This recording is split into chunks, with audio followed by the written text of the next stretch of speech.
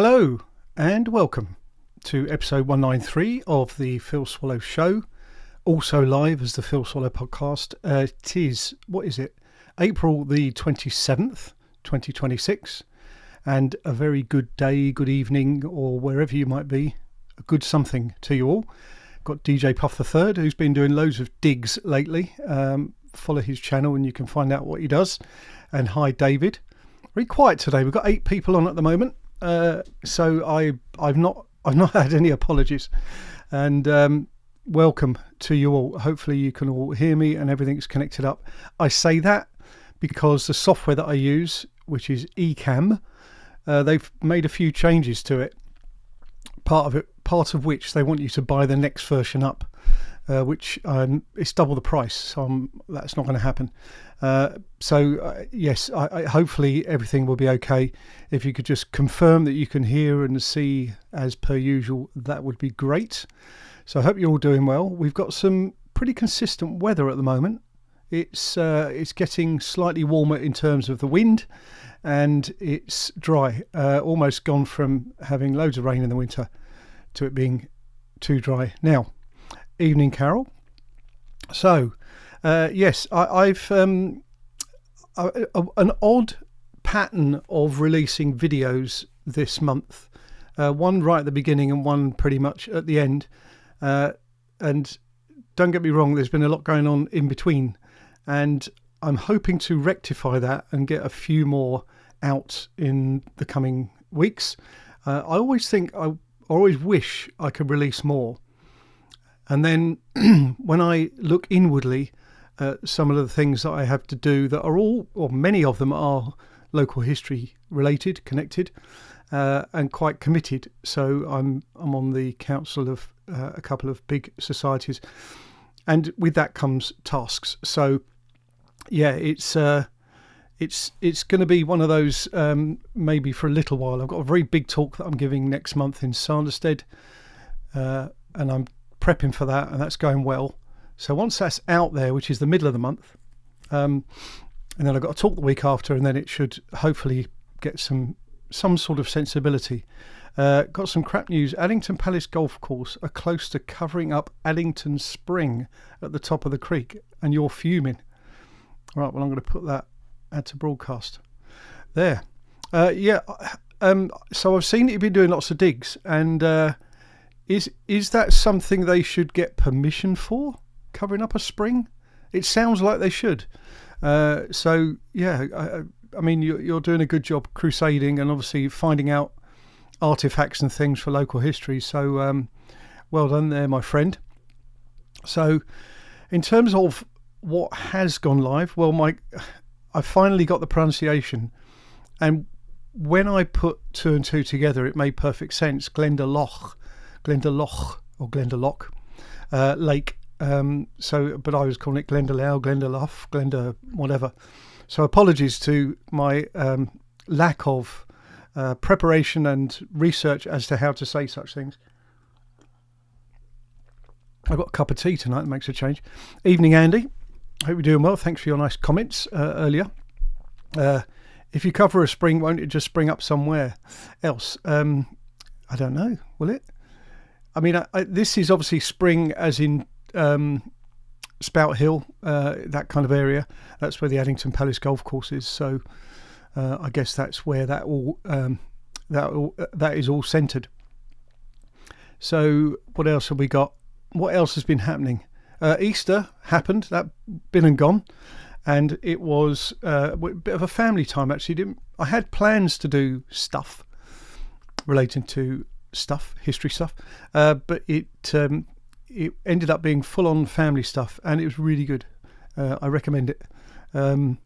So it's a tier 2 site of archaeological importance. They need to be in big trouble. There must be something you can do to alert authorities, whistleblow or something.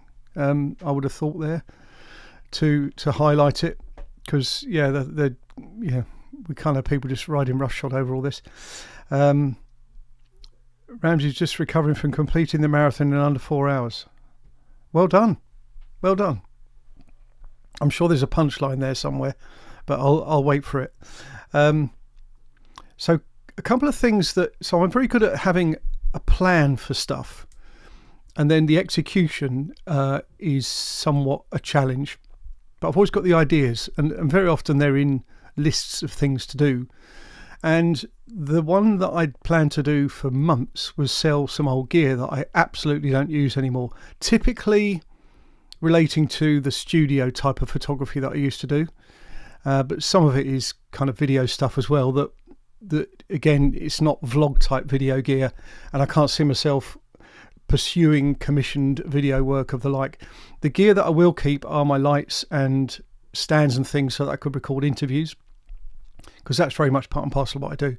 But yes, so I've been selling stuff, and that's been really quite good so far. Had some good responses, good take-ups, good sales. And what I've been doing is ploughing that back in. So I switched to lav mics.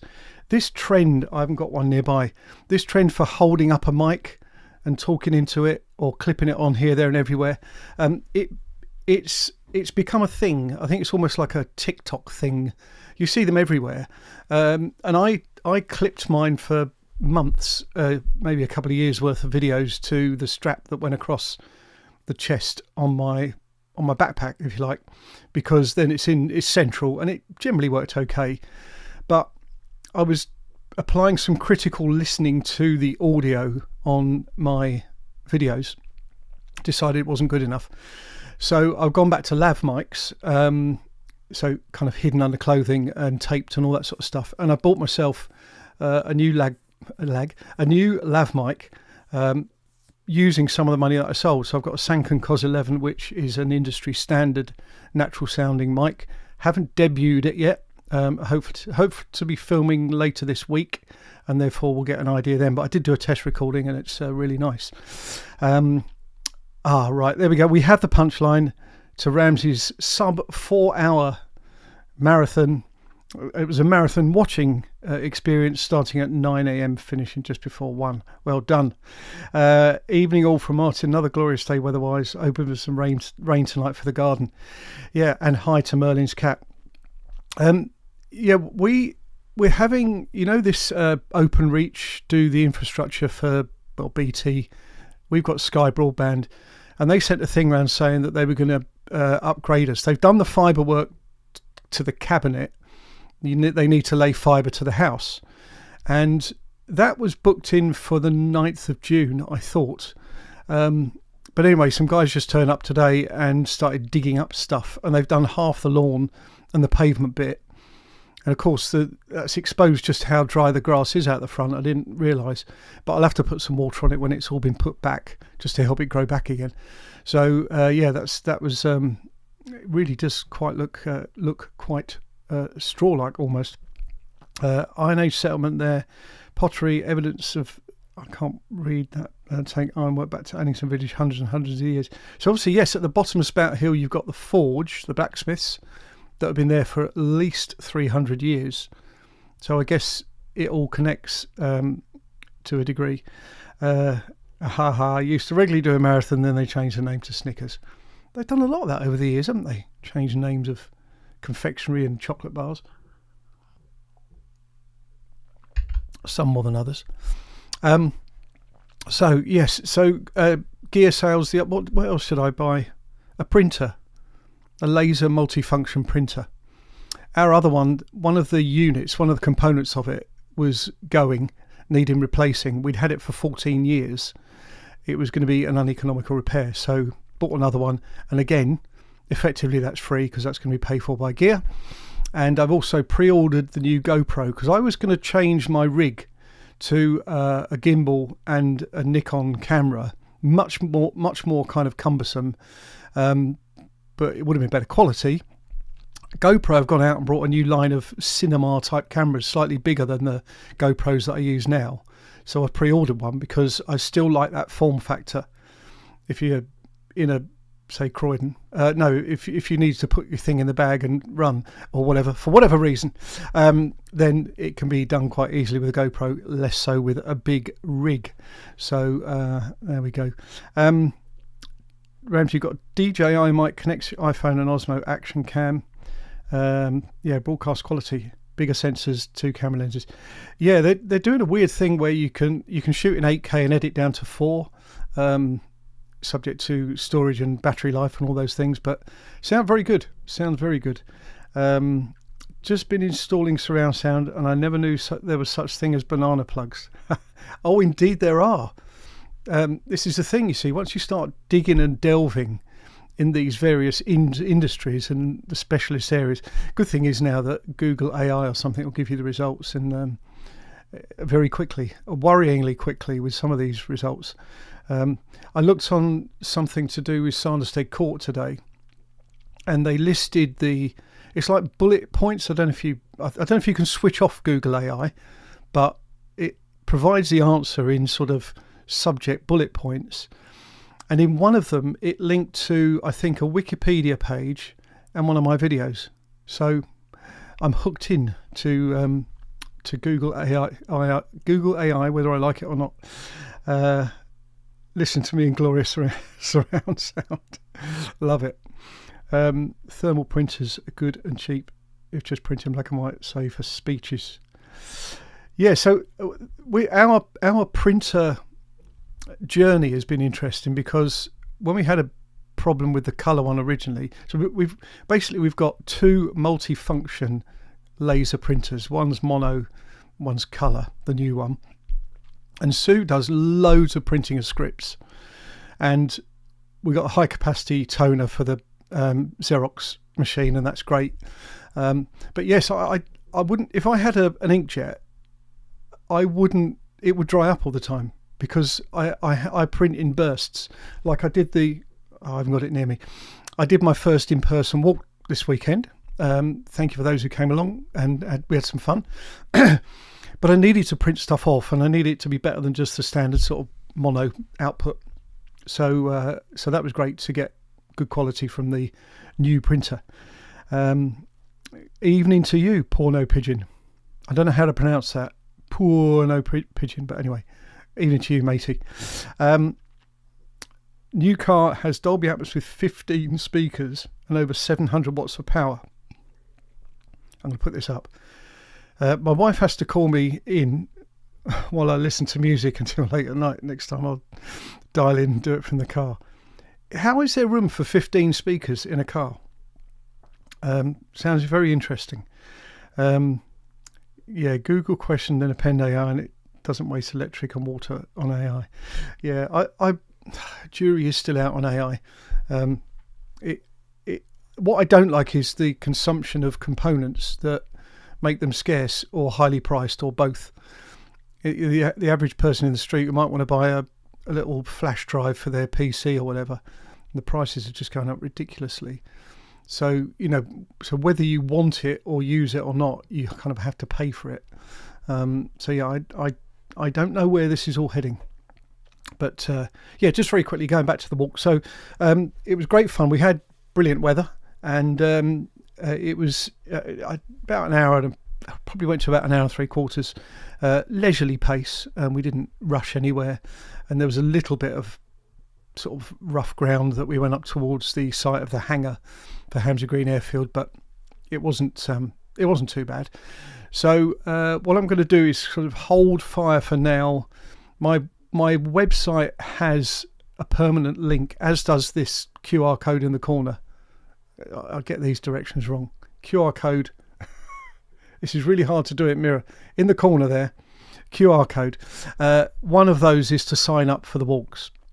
So actually I might need to check that link to make sure I put the right one in, that I put it to sign up generically for the walks rather than sign up for the Hamsey Green one, which has been. But yeah, I mean, Hamsey Green is close to my heart. I know so much about it, having lived there for many years. But as for Sanderstead, for example, it's their Residents Association Centenary, and I've done loads of stuff for that. And I don't want it to just end up as a PowerPoint that gets delivered by my talk and then gets filed away. So it's highly likely that the content that's going to go into that PowerPoint deck will end up being in some way part of a walk. With Sanderstead, you've got to kind of pick the best bit to walk around. It's probably going to be at the top of the hill because it's sort of spread. So no engine but 15 speakers. I like it. Bluebells and Kingswood Lane. Do you know what? I've seen bluebells everywhere. Graham, who joined us for the walk, went back via Kingswood to get his bus back home, and he said they were brilliant. So really need to get out there soon because I fear they're going to be fading. Yeah, I'll bluebells in Kingswood are wonderful.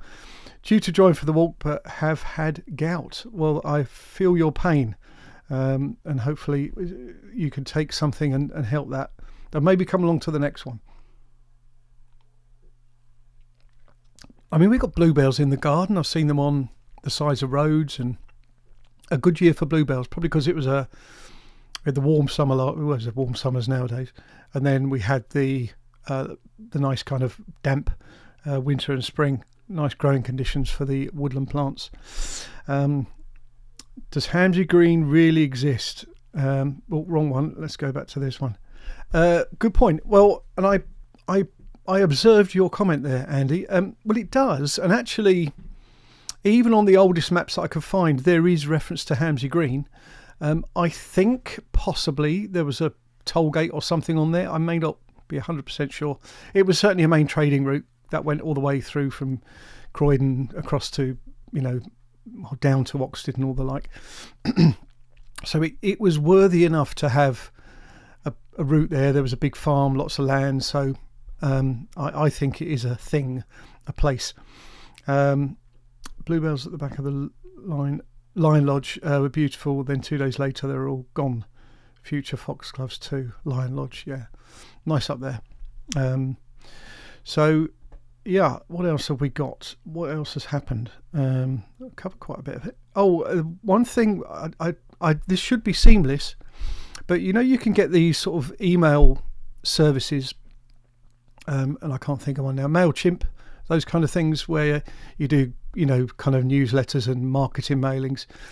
Well, there's a company called Email Octopus, and I've been using their free tier for sending out emails relating to the walk. And from my perspective, I mean, bit of a learning curve, but not too difficult. But from my perspective, as the person sending them out, it's been quite a good service. So I'm looking to carry on using that. So yeah, let us know if you've had any feedback, or if you have any feedback about that. But it gives you quite a bit of scope for a free tier. It gives you quite a bit, and of course I get emails from them regularly saying, "Oh, we think you should upgrade to the full paid pro model." But I'm not for now, because I'm not doing thousands of emails about everything. It's tending to be just for the walks, the in-person walks. So that was good fun, trialing that out, and I quite like new stuff. I did have to upgrade my website because to embed you get like one form that you can use to complete information, and that's the sign up form. And to sign up and be able to use that, or to be able to use that on your website, I had to upgrade my website, pay the bit extra for the next one up to inject code into it. But yeah, so be it. So Sanderstead RA.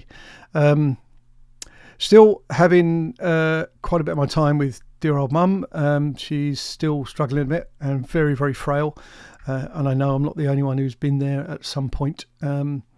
But yeah, so I've got to take her tomorrow, well, via the black cab, take her for up to the Dean Hospital for a scan and X-ray. So yeah, it's quite a tough one sometimes to deal with.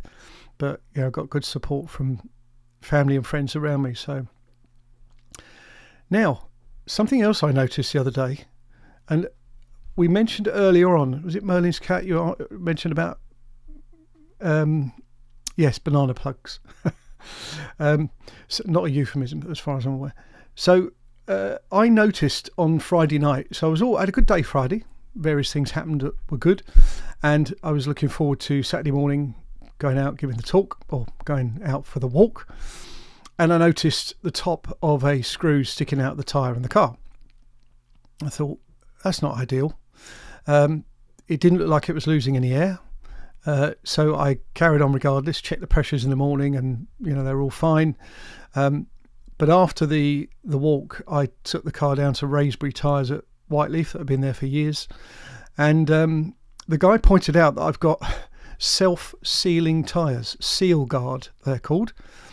And this is a whole, I'm on Google while he's kind of telling me virtually, but I don't know if it's for all tyres, but certain tyres have this, and it's this sticky substance on the inner kind of core of the tyre. And if a sharp object, like the screw that was about that long that had gone into my tyre, if that goes in, this gooey stuff gets heated up just by the use of the tyres and immediately provides a seal. So the thing stays in there, obviously, but it seals around it. So it's, if you go in at speed and you have what would have previously been a quite dangerous blowout, here you can sort of carry on. What I didn't know is if that happens, unless you're visually checking your tyres regularly, how do you know? But anyway, this was a thing. They repaired the puncture. It was in the kind of main flat part of the tyre, so I think in the thick bit. So, but I couldn't believe the size of this thing. Maybe someone put it there on purpose. But I've got self-sealing tyres, so if they try that shenanigans again, at least I better get to my destination. Thank you very much, Altenburg Eagles, for your support. Yeah, so again, whole new world. Banana plugs, self-sealing tyres, you name it. Every day's a school day. What else we got? I played golf the other week. First time in 9 months. It was reasonably successful. It was a rusty front nine, and then a much better score in back nine over at Woodcote Park. I've actually booked in to play again. I do quite like a game of golf. I'd never have the time to play as a club member, and the prices they want now for membership are circa £2,000. Most of the clubs in this area not paying that. So, but it's nice to meet up with my mate and have I won't say a hack. I think I'm a bit better than a hacker, but yeah, game of golf, a good walk spoiled. So we got Martin. Yeah, good point, Martin. It was good, and I think some people had signed up. Actually, I didn't check how everyone had signed up, but I think I did put the walk as an event on Facebook, and I think a couple of 2 or 3 people came from there. Yeah, I mean, you don't know unless you try these things if they can be a thing. I have been on walks that other people have run before in sort of Selsdon and Addington and other sort of local areas. Croydon, I think, I've done a couple in there. And I know you often get these things in the open house period in September. So maybe I'll sign up for that. I don't know. Raise a bit of money for a charity or something, but we'll see. But yeah, good fun. Just get out and learn a bit and have a bit of chat. Really good. And the other thing, which I saw that Ramsey, you followed up and went down there in your new car, the King Henry VIII pub down at Hever.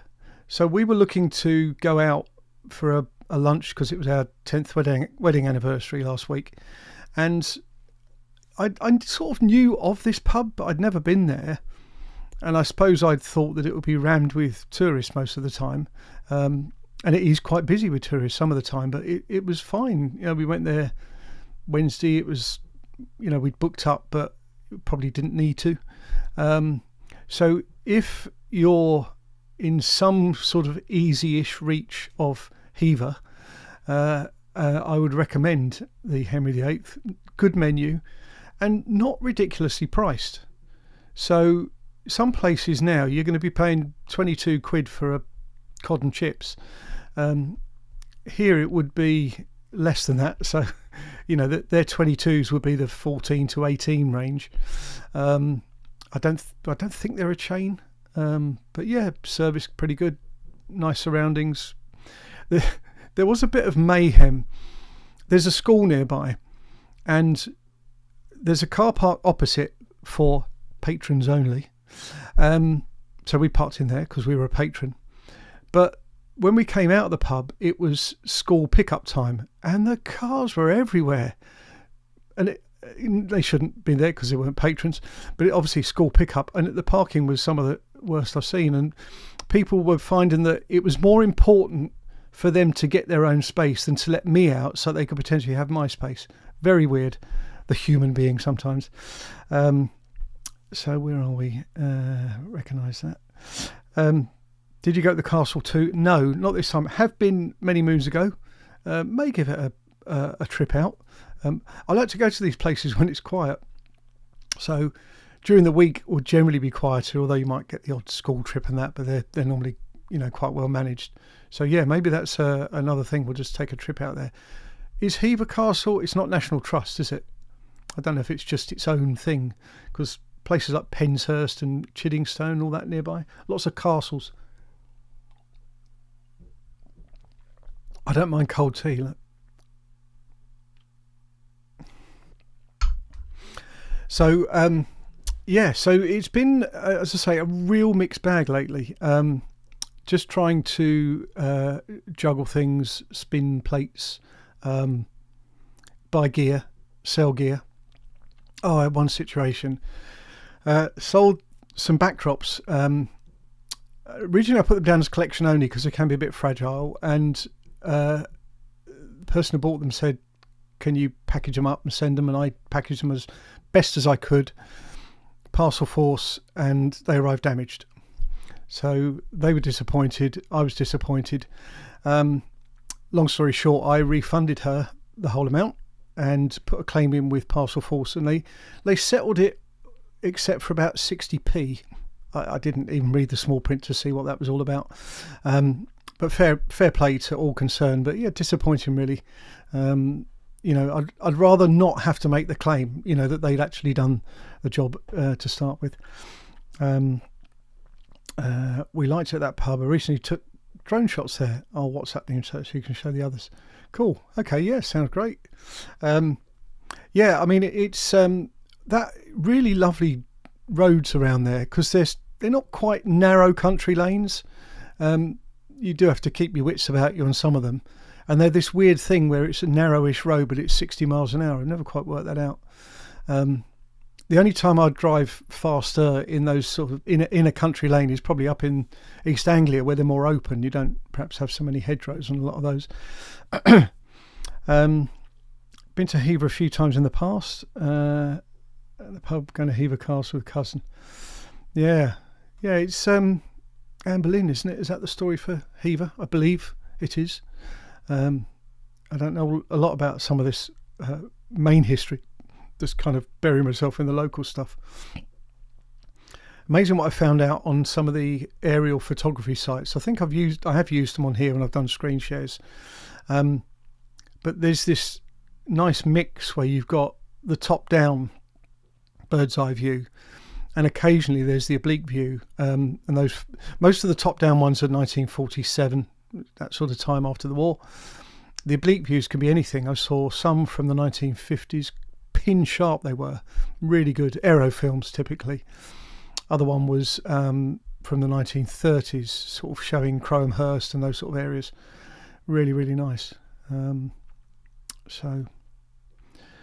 coming up, what have we got coming up? We've got Sanderstead Local History Group this week, when I'm not giving a talk, first time in a while, but I'll be doing the usual tech support. And then we've got next week at the Bourne Society, Richard Pacitti is giving a talk on the Pacitti ice cream story. That'd be good fun. New venue down at Soper Hall. Still trying to work out the best speaker placement there, but that's another story. Yeah, Anne Boleyn, good. I thought it was. And she didn't have quite the same connection with Wickham Court as some people may have been led to believe.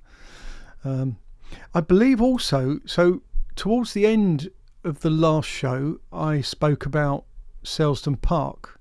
Now, I think by now that purchase should have been completed. I've not Googled it, to be honest. If anyone's got some time on the chat, do a quick Google, can you, and see if it says Selsdon Park completed. I say that because when the guy did the talk at the end of March, he suggested it was 4 weeks. And when I drove past there a few days ago, there was like this big board, like a plasterboard thing covered, I don't think it was covering up the old birch sign, but it was like at least 6 foot high, a wraparound thing as you go in, as if it was going to have some sort of poster or announcement or something on there. So I'm waiting to speak to my contacts in Selsdon Residents Association, where they've got quite an interest in local history, just to see whether whether there's anything that needs to be, or support needs to be provided for what they're going to do on the history front, because they want to do some work around the history of that building. So that would be interesting to see if we get some involvement there. But they seem to really have their thoughts and ideas in the right place for that building. Don't want to do things half-heartedly, but recognise it's a business. It needs to make money. So yeah, it's hopefully it'll have a good future, Selsdon Park. It needs it. It deserves it, I think. Quite the story there. Even though most of it is a neo-Jacobean building rather than necessarily as old as it was made out to be. Went to Linda Duffield's talk on Kenley at the Sober Hall. Excellent. Knowledge she has is amazing. Yeah, Linda is brilliant. She speaks so passionately about the story of Kenley, but there's like an enthusiasm, there's a depth of knowledge that she's got, a depth and breadth of knowledge around that place. Quite remarkable. Doesn't need any notes. Just she could talk for England about RAF Kenley, if you get what I mean. Amazing. I think she does a tremendous job there. And of course, behind the scenes, there's lots of things that she's getting involved in. The team there belong to a kind of, I don't know the exact name of the organisation off the top of my head, but it's like a sort of heritage group for the old RAF airfield. So they meet up about that from time to time. And I think Croydon have a connection there as well. So, yeah, I mean, that was our wedding anniversary day. So, but I saw it was sold out anyway. So they moved. The smaller talks would be held at the museum, but it's quite compact there. And then if they get a lot of demand, they move to Soper Hall, and Linda filled out Soper Hall. So that was well done, brilliant. Haven't had a chat with Linda for a while, so we must have a catch up at some point. Yeah, it's a great story at Kenley, and also now the fact that the developers have been doing a very respectful renovation there, and they put some stuff out on Facebook recently showing then and now, and the then that they showed wasn't then as in World War II, it was then 5-10 years ago, where the whole place had been trashed and graffitied, and the Urbex guys have been out filming videos for YouTube, which are probably still on YouTube, people exploring RAF Kenley and hearing ghostly voices and all that sort of stuff. If you get some time, worth having a look. But no, it's I think the fact that the company have done that, obviously they were listed buildings, but they're providing a modern living space, but with complete respect to what went there before. So well done to them. I must have go up there and have a walk around the perimeter track. Always fun to do on a Sunday or whatever, and see the gliders taking off and landing. Really lovely place, RAF Kenley. Like to still call it by its proper name. Yeah, I saw that as well, actually. I saw they posted on Facebook. Kenley Revival is the Facebook page. You can have a look on there, and they're very, very good, very active. Yeah, they posted a picture where they've been clearing all the vegetation around the rifle range. So you've still got this huge wall. You sort of step down to the rifle range would have been below the main airfield level. There's kind of a little trackway down. And then you've got the wall, and previously there would have been the sort of canopy type thing where you would have fired from towards the rifle range, because it was extremely important for whatever your role was at the airfield to be a practiced and experienced shooter. So to have the rifle range on site there made perfect sense. Yeah, really lovely place. It's odd in some ways that there isn't any hangar type buildings anymore.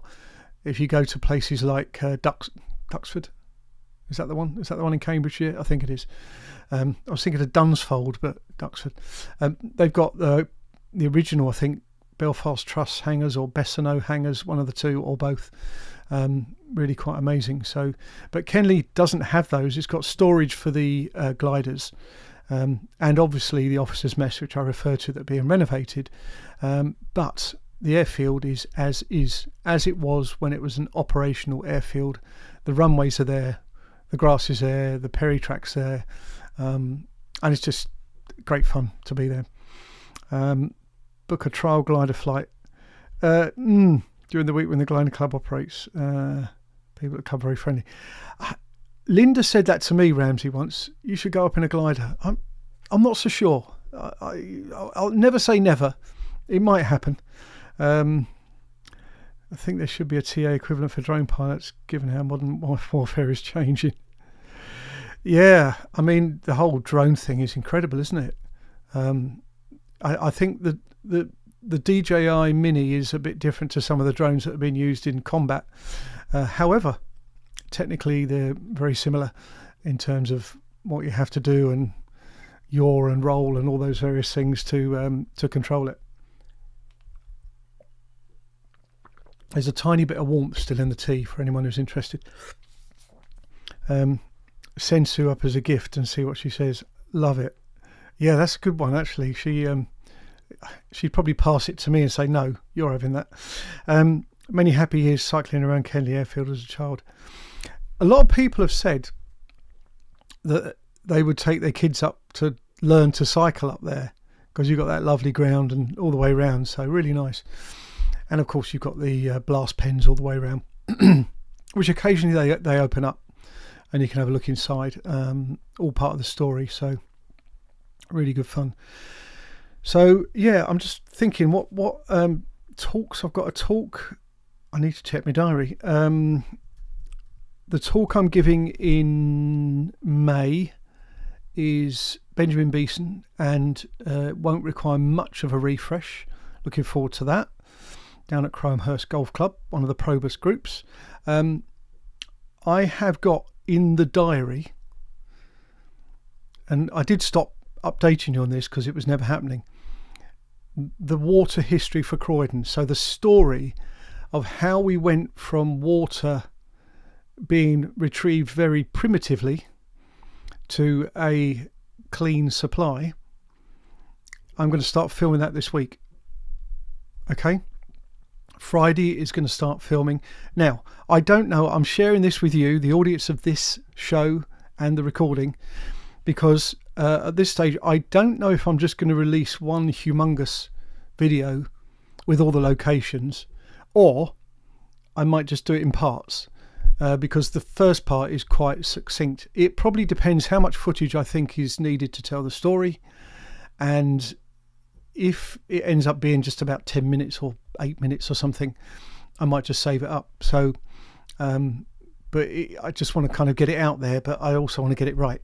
So but it's starting in Croydon, and then there's other sites all around the area. So it's just the Thames water bit of Croydon, Croydon's own water story. And the filming will start this week with my new microphone, but not the new camera yet because I haven't sent it out. Not so good news. May the 14th is National Mills Day, and Shirley Windmill, which is due to open, but just seems to have been cancelled due to lack of volunteers. That is sad news. Possibly Tony. I know he was involved in that, and he's not been very well recently. Tony, he's hopefully in good care at the moment, but I know that was part of his tasks and duties. So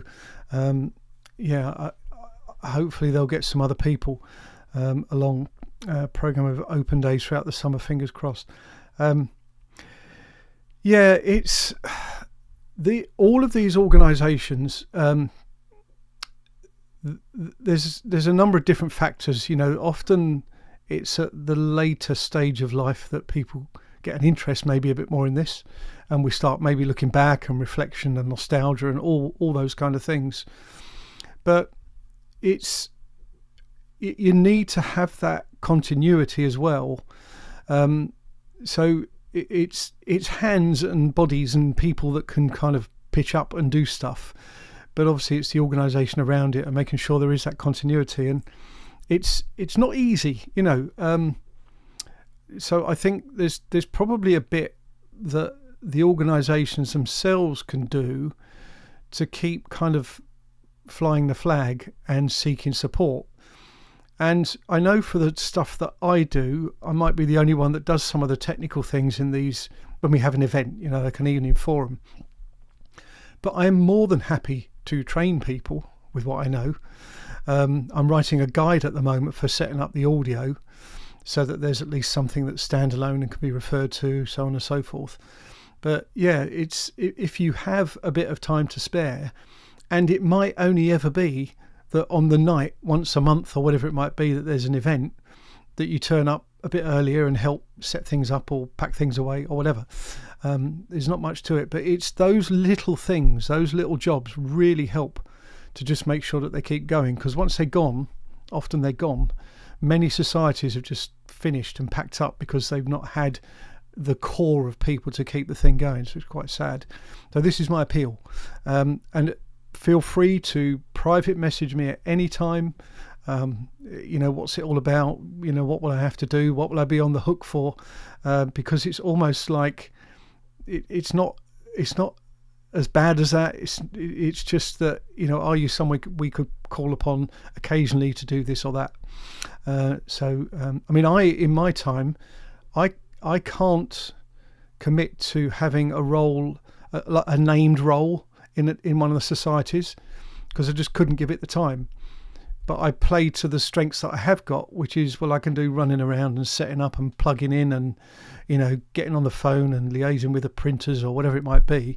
Those sort of things that can be done without necessarily a formal umbrella over it, I can do, because I can fit that in with all the other stuff that I do. But if I was asked to be a treasurer or something like that, I wouldn't be able to do it justice, and it would fail. So again, it's all part of being spread thinly, I suppose. So let's hope that they can get some support. I've actually thought about running something, social media or otherwise, because again, we all get a lot of value from this stuff. I couldn't do any of this if it wasn't for some of the publications and some of the people that I've networked with via these groups. I couldn't do it, just couldn't do it. It would be half or a third or whatever of what I've been able to share and tell stories about. So I'm forever grateful. And I suppose my way of saying thanks for being able to do that is to say, can I help? So feel free, get in touch, and I'm sure there would be something. But yeah, I don't know, other than Tony, I don't know who else is involved with the Shirley Windmill setup. It's a lovely place, isn't it? It's really nice there. You can't fail to see it when you go up or down Shirley Road there. So I keep meaning to do a little walk along there, actually. Maybe I'll do that and highlight it, and copy in some of their links to their websites and stuff. Right, what have we got here? Declan, welcome. Welcome back. Good evening to you. Sorry it's been a while. Family business back in Ireland, back now. Brilliant. Great to hear from you. I'd wonder where you'd been. I thought you deserted us. But I'm sure that there were very good reasons for you doing that. And again, we all do stuff. We all get called upon. And also we don't know what's around the corner. So, that's why it's life. That's life, isn't it? It would be great if we did know everything that's coming along, or would it? But yeah, we just have to pivot sometimes into different things for different reasons. So what else have we done? Talks, filming. The other thing, I did some brief research, but it hopefully won't be too much of a filming. Coney Hall. Art Deco. It's mainly Art Deco focus of that walk and talk, because I think that's the most kind of obvious visual part of that local area. So I'm looking forward to getting out there. Thank you very much for the I like the emoji as well. Yeah, and yeah, learning. So the other thing, have you ever tried to put a newsletter, or have you ever tried to put a document together in Word that is part images and part text and part bullet points, and you wanted to try and move one thing without completely trashing the whole document? Because it's a complete nightmare. But I've been using Affinity Layout. I use the Affinity suite of software applications. They're all just under the Affinity now, where you can do kind of graphic stuff and photo editing. And they're kind of, it's the equivalent of InDesign, which I think is Adobe. And it's called Layout, and it's great. I'm still learning how to use it properly, but I think it's going to be ideal for me to put this user guide together, where I'm going to have a little thumbnail of something that I'm going to say, plug this lead in here, or set the dial to this number, or whatever it might be. But it's a bit like PowerPoint in that resizing and moving stuff around is easy, but then PowerPoint is used for, and I use Keynote for Apple. It's for providing a slide, so you'd expect it to be easy to move text and images around and that kind of thing. But Word is just a nightmare. So I'm now using Layout, and I'm going to reproduce the guide that I failed in Word into Layout. Learn while I'm doing it. Learning is far better when you've got an actual thing to achieve, isn't it? When you've actually got an objective, because you use that as a vehicle to learn what you're trying to learn. So yeah, I don't. Some of you may have done InDesign. I was going to ask you guys, actually, does anyone know any has got any graphic design experience? Because I might have a need for that for one of my history groups. Answers in a message or something. So learning is good. Learning is good. Every day is a school day. I think I've covered most of what I was going to say, but as usual, the floor is always open for you to suggest anything, any topics of conversation. I didn't even mention Crystal Palace, did I? We lost at the weekend. Apparently we played really well but lost. Up at Liverpool, never mind.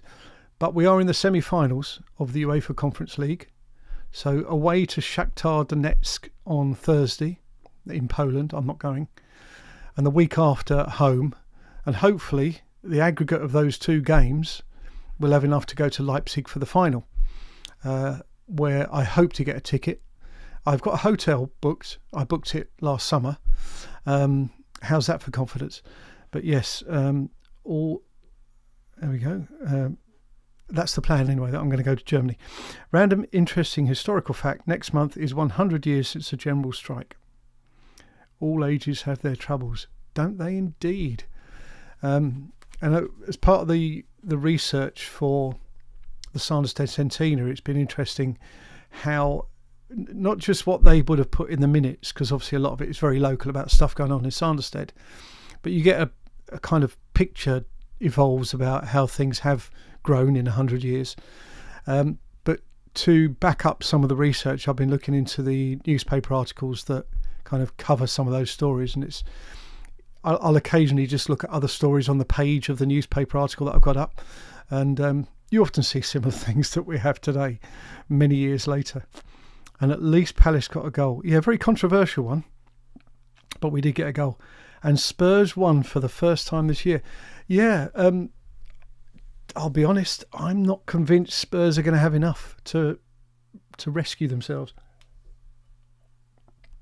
That really was the last bit, and it really was cold then. I don't mind cold tea. Yeah, so that's going to go to the wire.